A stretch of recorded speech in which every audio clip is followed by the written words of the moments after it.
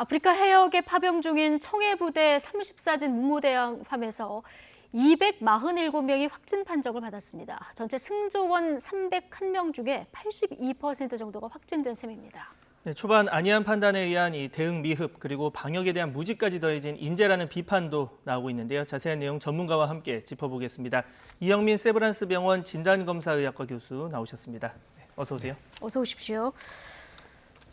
교수님, 301명 중에 247명, 82% 정도가 지금까지 확진이 되는 건데 이게 초유의 집단 감염 사례입니다. 이 상황 어떻게 보고 계십니까? 예, 맞습니다. 이제 굉장히 좀 크게 집단 감염이 생겼는데요. 네. 저희가 이런 함정 안에서 코로나19 확진자가 나오는 경우는 그 확산의 폭이 굉장히 크다라는 걸 이미 예전의 경험으로 잘 알고 있었거든요. 그렇죠. 예. 뭐 작년에 있었던 그 유람선 경우라던가 네. 또는 미국의 군함 같은 경우를 봐서 분명히 이런 함선 안에서 코로나19 확진되는 경우는 굉장히 피해가 큽니다. 근데 그 피해가 큰 원인은 어떻게 보면 너무나 당연할 수밖에 없는데 환경 탓이 가장 맞습니다. 큰가요? 이게 어떤 함상 안에서의 어떤 생활이라는 게 굉장히 밀집해서 생활하는 생활이면서 그러면서 또 굉장히 또 밀폐된 공간 안에서 주로 이루어지게 되거든요. 그러면서도 또 한 가지는 굉장히 좁은 공간 안에서 밀접하게 접촉하면서 생활을 하다 보니까 산밀 환경이 골고루 다 갖춰진 게 이 배 안의 환경입니다. 특히 식사나 이런 것들을 또 그 안에서 같이 하게 되다 보니까 더더욱이나 잘 퍼졌을 가능성이 높고요. 그리고 또 한 가지 중요한 거는 이 배가 떠난 지 꽤 시간이 많이 지났거든요. 근데 네. 2월 달에 출발을 했다가 그 다음부터 계속 이 안에서 크다는 그 이슈가 없었기 때문에 아마도 이 코로나19가 확산된 초기에 이 코로나19에 대한 어떤 여러 가지 준비라던가 경각심이 전혀 없었을 가능성이 많습니다. 그래서 그런 상황에서 이런 산밀 환경을 통해서 굉장히 대량의 전파가 이루어졌을 가능성이 높다고 생각을 합니다. 그러니까 그나마 최근에 만약에 출발을 했다면 좀 국내도 확진 상황이 심각하니까 더 주의를 하면서 이제 출발을 했을 텐데 그런 부분 얘기를 해주신 것 같고, 자 2월 초 출국을 했기 때문에 그때 백신을 맞지 못한 건 이해가 되는데 하나 궁금한 게 그 지역으로 좀 백신을 예를 들어 항공이나 이런 부분 수송해서 맞출 수는 없었던 겁니까? 이제 그렇게 얘기를 하시는 분들도 일부 계시는데요. 지금 우리나라에서 예방접종 상황은 보면은 30세 미만의 경우에 있어서는 아스트라제네카 접종을 하지 않고 화이자나 모더나를 지금 맞습니다. 접종해야 되는 상황이거든요. 근데 지금 화이자나 모더나 같은 경우는 4월 중순 정도부터 보관 조건이 조금 완화가 됐었지만 네. 그 전만 하더라도 마이너스 70도씨에 보관을 하고 굉장히 좀 여러 가지 조건들이 까다로운 상황이었었거든요. 근데 그런 상황에서 이 백신을 머나먼 외국으로 수송을 해서 거기서 맞춘다라는 게 사실은 저는 쉽지 않았을 걸로 보기는 합니다. 대신에 이제 저희가 조금 눈여겨봐야 되는 거는 이 배 안에서는 코로나19 확진자가 없더라도 계속 보급을 받다 보면 외부와 접촉을 할 수밖에 없거든요. 네. 그러면 접촉하는 시점은 분명히 감염에 대한 노출 위험성이 있기 때문에 그 후로 해서 14일 정도는 굉장히 주의해서 지켜봐야 되는 그런 부분들이 있거든요. 근데 이런 부분들에 있어서의 어떤 대처나 이런 부분들이 조금 아쉬운 그런 부분이라고 생각을 합니다. 그러니까요. 중간중간에 정말 이해가 안 가는 대목들이 곳곳에서 있는데 교수님 앞서 이제 이런 비슷한 사례, 유람선 사례도 있었고요. 그리고 미군 군함 사례도 얘기를 해주셨는데 그때와 비교해 봐도 지금 확진 비율이 더 늘어날 수도 있는 상황이라서요. 더 많이 지금 집단 감염이 더 많이 발생하고 있는 상황인 것 같은데 혹시나 여기에 변이 바이러스 영향도 있을지 이 부분 궁금해하시는 분들이 있더라고요. 그건 저희가 좀 데이터를 봐야 될 것 예. 같은데요. 문제는 지금 이 함선이 그 활동을 하고 있는 그 지역, 네. 아프리카의 지역이 지금 전 세계적으로도 여러 가지 보건학적으로 굉장히 지금 상황이 안 좋은 그런 지역입니다. 그리고 우리가 알다시피 아프리카 일부 지역 같은 경우에는 지금 코로나19에 대한 검사 자체도 어려운 그런 지역들이 굉장히 많거든요. 그런데 지금 이 아덴만 영역 자체가 그런 지역에 속하기 때문에 네. 코로나19에 대한 진단 검사도 이루어지지 않고 있는 상황에서 더더군다나 더 고도의 기술을 요구하는 코로나19 변형 검사는 아마 제대로 이루어지지 않을 가능성이 많습니다. 그래서 아마도 이 지역에 지금 변형이 어느 정도 있는지에 대해서는 저희가 조금 더 데이터를 봐야 되는데 그 지역 데이터가 없다 보니까 이분들이 귀국해서 이분들한테서 최초한 검체를 가지고 저희가 변형 분석을 해봐야지만 그래야지만 정확한 그런 자료를 갖고 말할 수 있을 걸로 생각이 됩니다. 네. 자, 초기 대응에 대한 저희가 아쉬움을 계속 얘기를 하고 있는데 초반에 이제 증상자에게 감기약 주고 그리고 나서 검사를 위해서 이 항체 검사 키트 사용했다고 하는데 이 방법 또한 좀 적절하지 않았다 뭐 이런 얘기도 나오고 있어요. 예, 근데 이 초기 대응에 대해서는 조금 말들이 좀 많이 엇갈리고 있는데요. 네. 예. 일부 언론에서는 이제 항체 검사 키트를 처음부터 썼다 네. 얘기를 하고 일부 언론에서는 항원 검사 키트를 썼다라고 얘기를 하고 있습니다. 근데 지금 국방부 쪽에서 여기에 대해서 좀 명확하게 대응을 하지 않고 있어가지고 어느 게 맞는 건지를 모르겠는데 근데 뭘 썼건 간에 둘 다 문제가 있는 건 맞습니다. 왜냐하면은 항체 검사 키트를 썼다고 그러면 어떤 문제가 있냐면은 항체라는 거는 우리 몸이 코로나19에 감염됐을 때 대략 한 2주 정도 뒤에 만들어지는 물질이거든요. 그러면은 항체 진단 키트를 이용을 해서 코로나19를 진단하기 위해서는 적어도 감염 후 2주 정도가 지나야지만 정확하게 진단이 되는데 네. 문제는 코로나19 감염 후 2주 뒤면은 이미 코로나19는 전반적으로 다 확산이 된 시점입니다. 그래서 우리가 이 항체 진단 키트는 코로나19의 현증 진단을 위해서는 절대 쓰지 않도록 이미 작년에 WHO나 미국 CDC나 등에서 다 권고를 하고 있는 키트거든요. 그런데 이런 키트를 금년 2월 달에 출발한 배가 가지고 떠났다는 것 자체가 문제가 되거든요. 이미 진단으로 쓰지 말라고 했던 키트인데도 예. 불구하고 그걸 굳이 금년 2월에 출발하는 배가 가지고 갔다? 이 부분은 굉장히 문제가 큽니다. 근데 항원 검사 키트였다고 해도 역시 마찬가지거든요. 항원 검사 키트 같은 경우도 저희가 이 코로나19 진단에 있어서 정확도가 높지 않기 때문에 분명히 주의를 가지고 쓰도록 얘기를 하고 있고 거기서 음성이 나오더라도 PCR이나 이런 것으로 확인해 보지 않으면 그러면은 양성에 준해서 개인 방역을 하라는 게 지금 현재 국내 원칙인데 네. 근데 이런 것들을 고려했을 때 분명히 이런 것들이 안 지켜진 것도 문제거든요. 그래서 지금 이게 항체를 쓰는지 항원을 쓰는지 명확하지는 않지만 네. 어느 쪽 키트를 썼더라도 여기에 대한 대응 자체가 조금 문제가 있어 보이는 것은 맞습니다. 네. 앞서 이제 아프리카의 열악한 상황 얘기를 해주셨는데 이런 상황에 중간에 이제 백신 공급이 안 된 부분도 굉장히 좀 아쉬운 부분이고요. 그리고 좀 전에 박광렬 앵커가 짚었습니다마는 초기 7월 1에 감기 증상자 첫 보고가 됐거든요. 근데 감기 약만 줬다는 거예요. 이 대응은 어떻게 보십니까? 그것도 당연히 문제가 네. 있죠.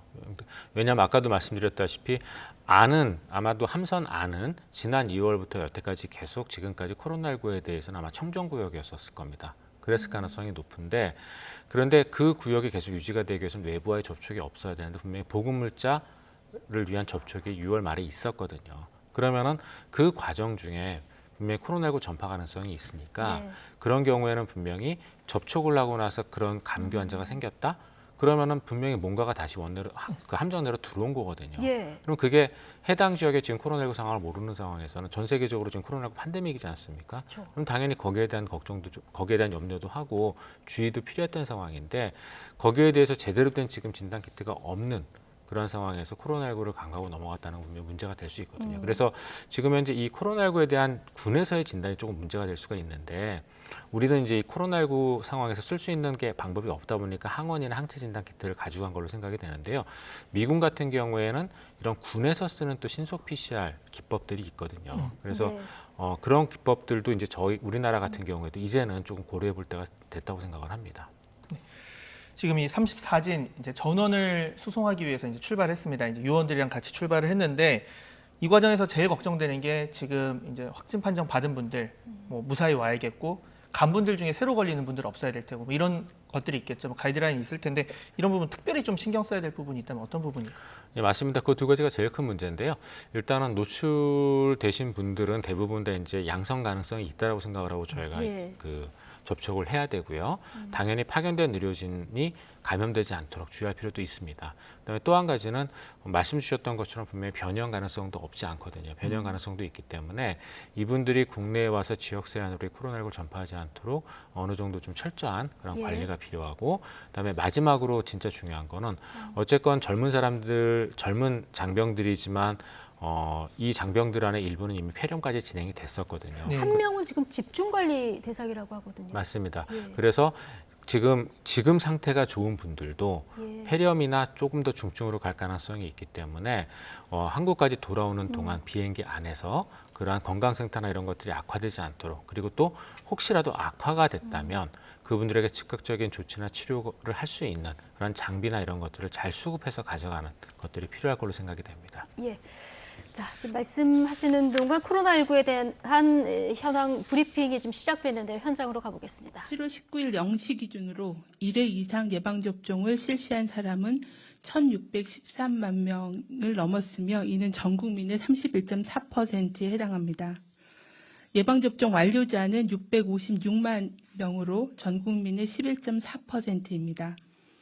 연령별 접종률을 보면 60대 어르신들이 85.3%, 70대는 88.7%, 80세 이상은 80%가 1차 접종을 완료를 하셨습니다. 7월 접종 대상자 중에 예약 상황을 말씀을 드리겠습니다. 전체 접종 대상자 중에 81.4%가 현재까지 예약을 완료한 상황입니다. 지난주에 예약이 종료된 교육, 보육 종사자와 돌봄 인력은 95.3%가 예약을 완료하였으며 55세에서 59세 연령층은 79.1%가 예약을 완료하셨습니다. 다음으로는 고3 및 고교 교직원 예방접종 관련해서 말씀을 드리겠습니다. 2학기 전면 등교와 수험생의 안전한 대입 준비를 지원하기 위해 오늘부터 고등학교 3학년 재학생과 고등학교 교직원 약 65만 명에 대한 접종이 시작됩니다. 총 3,184개의 고등학교가 이번 접종에 참여하여 접종에 동의한 학생 46만 명과 교직원 19만 명은 오늘부터 7월 30일까지 280여 개의 예방접종 센터에서 화이자 백신으로 접종을 받게 됩니다. 추진단은 교육부와 함께 예방접종 안내 자료를 학부모님들께 배포하고 이상 반응에 대한 대응을 준비하고 있습니다. 현재 화이자 백신의 예방접종을 할 경우에 저희가 관심 갖고 이상 반응에 대한 준비를 하고 있는 것은 아나필락시스에 대한 거와 또 심근염, 심낭염과 같은 심장에 대한 이상 반응에 대한 대비를 하고 있습니다. 모든 접종자께서는 아나필락시스의 예방을 위해서 예방접종 후에 15분에서 30분 정도 접종 기간에 머무르며 이상 반응 발생 여부를 관찰하고 귀가 후에도 3시간 이상 주의 깊게 관찰해 주시기를 바랍니다. 또한 심근염, 심낭염과 같은 그런 심장에 관련된 이상 반응에 대비하기 위해서 접종 후에 일주일 정도는 고강도의 운동이나 신체 활동을 피하시기를 권고를 드립니다. 또한 최소 3일간은 특별한 관심을 가지고 건강 상태를 관찰하면서 고열이 있거나 평소와 다른 신체 증상이 나타나면 병원 진료를 받아주실 것을 권고드립니다. 학교와 또 교사들께서는 예방접종 관련된 불안반응 예방과 대처 요령을 숙지하여 학생들이 안전하게 예방접종을 받으실 수 있도록 지원해 주시길 바라고 예방접종 센터에서도 아나필락시스에 대한 응급처치 대응을 철저히 점검해 주시고 또 접종 대상자들이 불안으로 인해 실신 등이 발생할 때를 대비해서 부상 방지 등을 위한 대처를 해 주시기를 요청을 드립니다. 또한 의료기관에서는 예방접종 후에 심근염 또는 심낭염이 의심되는 그런 진료가 있을 경우에는 신속하게 진단과 치료, 또 이상반응 신고를 해주실 것을 당부를 드립니다. 다음은 50세에서 54세 연령층에 대한 예방접종 사전 예약에 대해서 말씀을 드리겠습니다. 오늘 저녁 20시부터 7월 24일 18시까지 약 6일간 50세에서 54세 연령층에 대한 사전 예약이 순차적으로 실시됩니다. 원활한 예약을 위해 예약 일정을 분산하여 시행합니다. 53에서 54세는 7월 19일 20시부터 7월 20일 18시까지 1차로 예약을 하시게 되고요.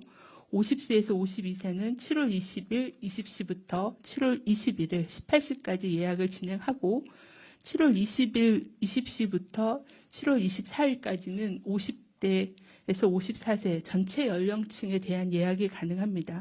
7월 24일 18시까지 6일간 예약이 진행되므로 사전 예약이 시작되는 개통 직후의 시간대에는 많은 사람들이 일시에 접속해서 사전 예약 누리집에 접속 지연 현상이 발생할 수 있습니다.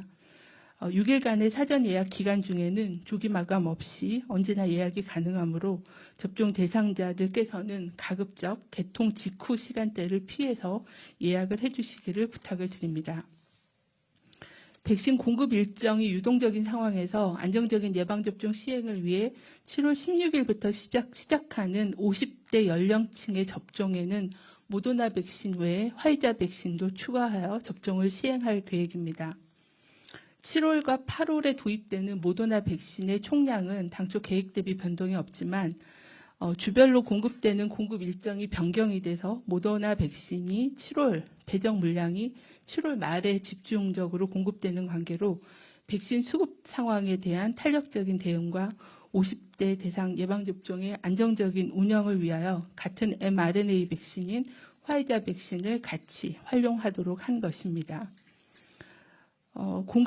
백신 공급 일정 때문에 기존의 예약 당시와는 다른 백신으로 접종을 하게 된 점에 대해서 송구하다는 말씀드리고 양해를 부탁을 드립니다.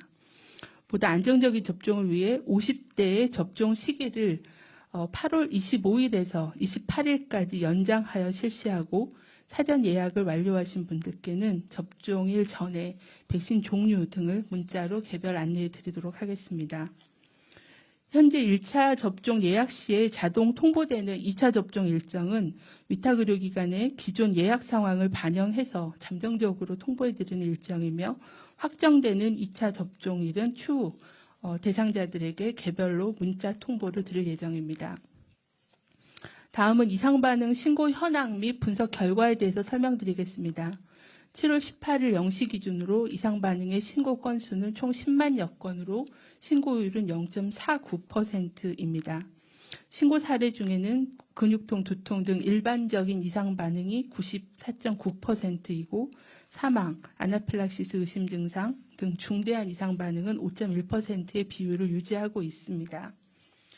2차 접종이 교차 접종으로 진행된 경우, 즉 1차 접종은 아스트라제네카 백신을 맞고 2차 접종을 화이자 백신으로 맞은 경우가 현재 66만여 건이 예방접종이 진행이 되었습니다. 현재까지 신고된 이상반응의 신고율은 0.18%였습니다.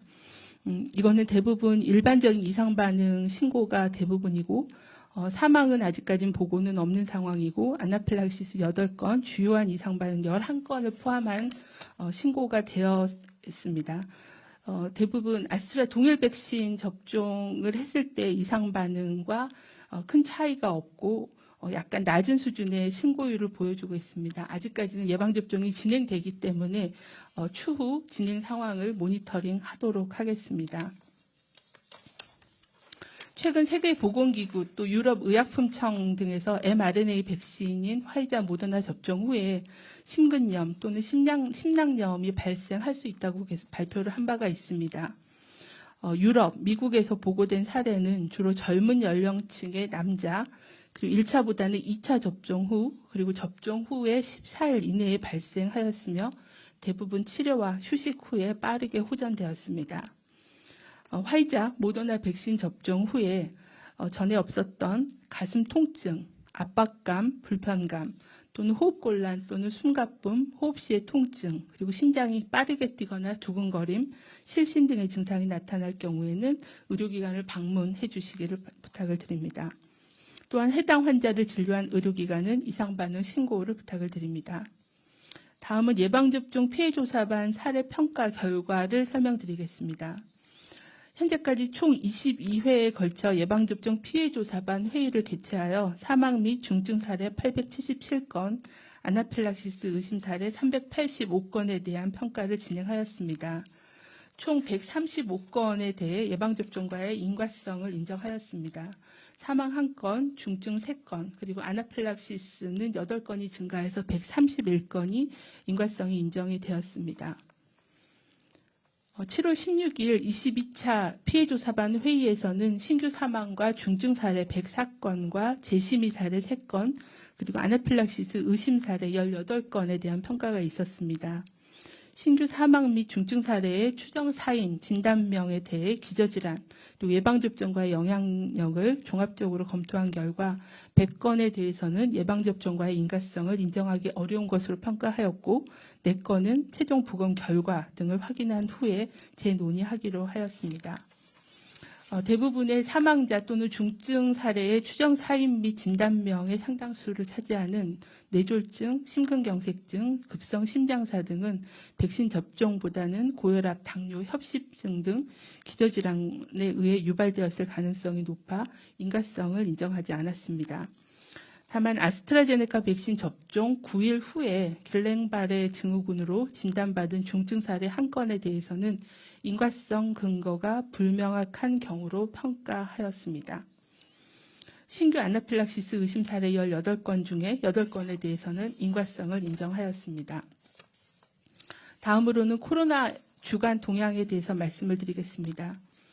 지난주 코로나19 국내 발생 확진자는 하루 평균 1,348명으로 직전주보다는 35.9%가 증가하였습니다. 또한 지난주에 비해 수도권보다는 비수도권에서의 확산세가 더 컸습니다. 수도권의 경우에는 일일 환자 발생이 평균 799명에서 990명으로 증가하였고 수도권의 비중이 80.5%에서 73.4%로 변동하였습니다. 비수도권의 경우에는 하루 평균 193명에서 358명으로 급증하였고 비수도권의 비중이 26.6%로 증가하였습니다. 해외 유입 사례는 하루 평균 48.1명으로 전주 대비 28% 감소하였습니다. 주간의 위중증 환자는 대략 159명이었고 증가 추세에 있습니다. 사망자는 주간 17명이 발생하였고 치명률은 계속 감소 추세에 있는 상황입니다. 최근 4주간의 감염 경로를 보면 가족, 지인, 직장 등 소규모의 접촉 감염이 증가하면서 확진자 접촉에 대한 비중이 계속 증가하고 있습니다. 또한 일반 음식점, 주점 등 그리고 유흥시설, 학교, 학원 등 교육시설, 그리고 군 훈련소 등에서 집단 발생이 여전히 지속되고 있으며 의료기관, 그리고 사업장, 제조업의 사업장에서도 신규 감염이 발생하고 있습니다. 주요한 전파 위험 요인은 밀폐되고 밀집된 환경에서 불충분한 환기, 그리고 또 마스크를 착용하지 않은 상태에서의 장시간 체류 등이 여전한 위험 요인으로 분석되고 있습니다. 연령대별로 보면 80세 이상을 제외한 모든 연령대에서 전주보다 환자 수와 발생률이 증가하였습니다. 인구 10만 명당 발생률이 2.6명으로 집계되었고 연령대별로 보면 20대가 5.0명으로 가장 높았고 30대가 3.4명, 40대가 2.9명이었으며 10대도 2.8명으로 전반적으로 10대에서 40대 사이의 발생이 계속 증가하고 있는 상황입니다. 국내 확진자 중에 주요 변이 바이러스 검출률은 47.1%로 지난주에 비해서 10.2%포인트가 증가하였고 그중에 델타형 변이 바이러스의 검출률은 10.6%가 증가해서 33.9%가 델타형 변이로 확인되었습니다. 최근 수도권 거리두기 강화 조치로 급증세는 정체되었지만 여전히 1,000명대 이상의 확진이 지속되고 있습니다. 또한 비수도권도 뚜렷한 증가세로 전환해서 4차 유행이 본격화되고 있다고 판단합니다. 이에 대응해서 정부는 수도권의 방역 강화 대책을 지속적으로 추진하며 오늘부터는 비수도권의 사적 모임도 5인 미만으로 제한하고 비수도권의 유행 지역에 대한 거리두기를 상향해서 방역 조치를 강화하고 있습니다. 현재의 4차 유행을 극복하기 위해서는 거리두기와 방역 수칙을 철저히 이행해 주시고 마스크 착용 그리고 적극적인 진단검사 등 방역 수칙을 충실히 따라 주실 것을 요청을 드립니다. 또한 방학 및 휴가철을 맞이하여 지역 간의 이동 그리고 개인 간 사적 모임 그리고 외출 등은 최대한 자제해 주시고 집에서 안전하게 머물러 주시기를 요청을 드립니다. 네. 그럼 지금부터 기자님들 질문에 답변 드리는 시간 갖겠습니다. 사전 질문 중에 청해부대 관련된 내용 3가지 먼저 네. 자, 방역 당국의 브리핑 내용 듣고 오셨습니다. 지금 조금 전에 들으신 게 이제 델타형 바이러스의 검출률이 33.9%포인트 증가했다. 맞습니다. 자, 이런 지금 속보까지 들어봤는데요. 좀 짚어볼 것들을 짚어보겠습니다. 일단 오늘부터 고3 수험생 이제 청소년군에서는 첫 접종이 시작되는데 정은경 질병관리청장 오늘 얘기 들어보면 청소년 그 mRNA 백신 접종 후에 심근염 그리고 심낭염 드물게 발생할 가능성을 언급을 했는데 오늘 고3에 맞는 것도 화이자 백신이잖아요. 같은 계열인데 해외에서는 이게 16세 이상 남자에게서 이런 증상이 나타난다 이런 보고도 있었습니다. 자, 좀 주의를 해야 될 것 같은데 어떤 증상일 때 좀 의심을 해야 되는지. 예, 증상은 이제 예방 접종을 하고 나서 예. 14일 이내 생기는 경우이고요. 주로 이제 의심할 수 있는 증상은 가슴 통증, 압박감, 불편감 또는 이제 호흡 곤란이나 숨가쁨, 그다음에 호흡시 통증, 그다음에 심장이 좀 빨리 뛰거나 두근거리는 경우, 그다음에 이제 실신이 있는 네. 경우가 여기에 해당됩니다. 그래서 이게 지금 나타나는 원인에 대해서 이제 명확하지는 않은데 주로 이 mRNA 백신에 의한 면역력 강화가 결국은 이제 심장 쪽의 일부 이런 염증 형태로 나타나는 게 아닌가라고 생각을 하고 있고요. 그다음에 중요한 거는 14일 이내에 보통 100만 명에 한 너댓 명 정도 나타나는 걸로 되어 있거든요. 그래서 굉장히 드물게 나타나지만 있을 수는 있기 때문에 예방 접종을 하고 나서 14일 이내에 과도한 운동이라던가 이런 것들은 하지 않도록 지금 권고를 하고 있습니다. 네. 예. 저희 함께 도쿄 올림픽 상황도 좀 보겠습니다. 지금 유승민 IOC 선수위원 13일, 15일 이렇게 검사를 받아서 이제 16일 날 음성이다 통보를 받고 비행기 탔습니다. 17일 날 현지 도착해서 검사를 받았더니 양성이라고 판정을 받았어요. 이 일견 좀 이해가 그 사이에 그렇게 만나서 누군가에게 감염이 되고 뭐가 형성이 돼서 검사에 나올까 좀 의아하기도 한데 어떻게 보십니까? 예, 저도 굉장히 의아한 사례라고 생각을 하는데요.